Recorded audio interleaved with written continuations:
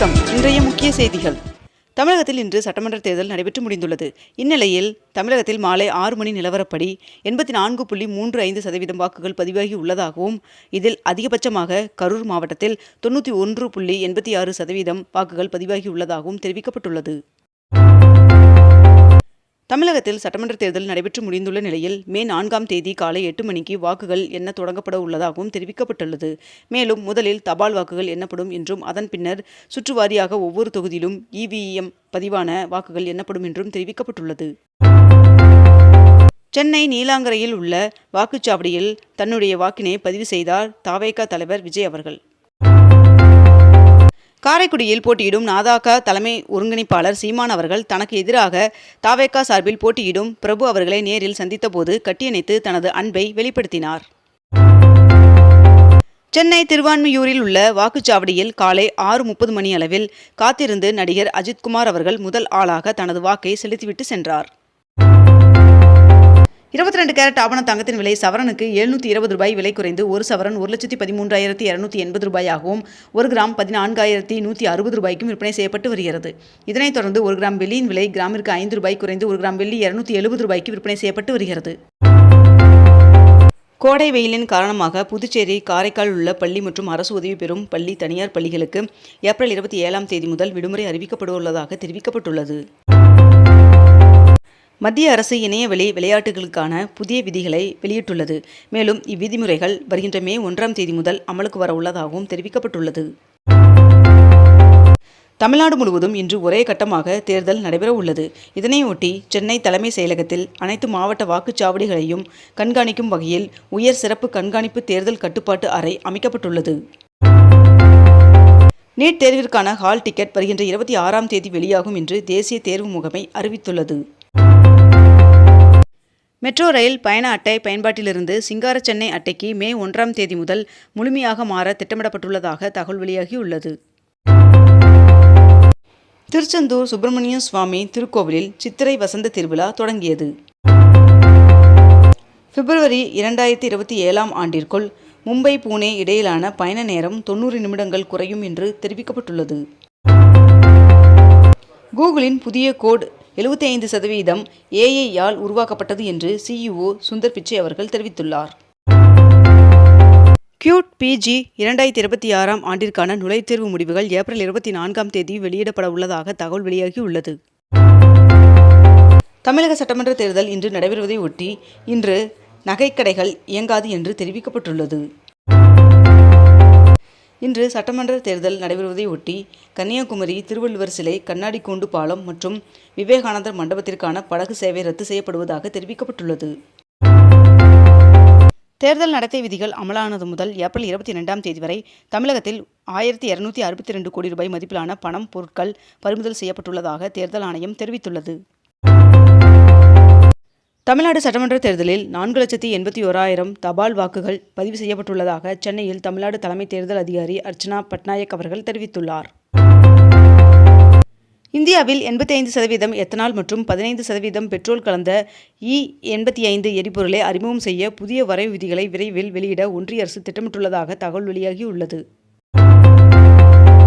இன்று சட்டமன்ற தேர்தல் நடைபெறுவதை முன்னிட்டு இன்று வெள்ளியங்கிரி மலை மற்றும் குற்றால அருவிக்கு செல்ல வனத்துறை தடை விதித்துள்ளது. ஹார்முஸ் நீரிணையில் சிக்கியுள்ள 14 இந்திய கப்பல்களை பத்திரமாக வெளியேற்ற ஒன்றிய அரசு தீவிர முயற்சி மேற்கொண்டுள்ளது என்று தகவல் வெளியாகியுள்ளது. தமிழகத்தில் சட்டமன்ற தேர்தல் நாளை நடைபெறவுள்ள நிலையில் நேற்று மாலை 6 மணியுடன் தமிழகத்தில் பிரச்சாரம் ஓய்ந்தது. தமிழ்நாடு சட்டமன்ற தேர்தல் பாதுகாப்பு பணியில் 1,40,000 போலீசார் ஈடுபடுத்தப்பட உள்ளனர்.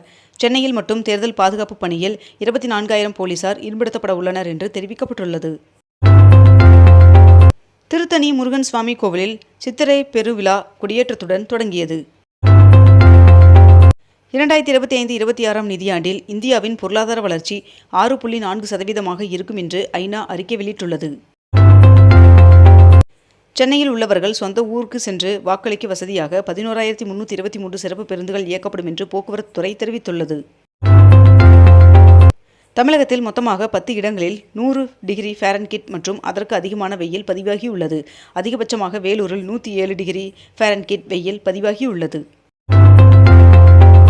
தமிழகம் கேரள எல்லையில் உள்ள மங்களதேவி கண்ணகி கோவிலில் சித்திரை முழு நிலவு திருவிழா வருகின்ற மே 1ஆம் தேதி நடைபெற உள்ளது. ஈரானுடனான போர் நிறுத்தத்தை நீட்டிக்க ட்ரம்ப் அவர்கள் மறுப்பு தெரிவித்துள்ளதாக தகவல் வெளியாகியுள்ளது.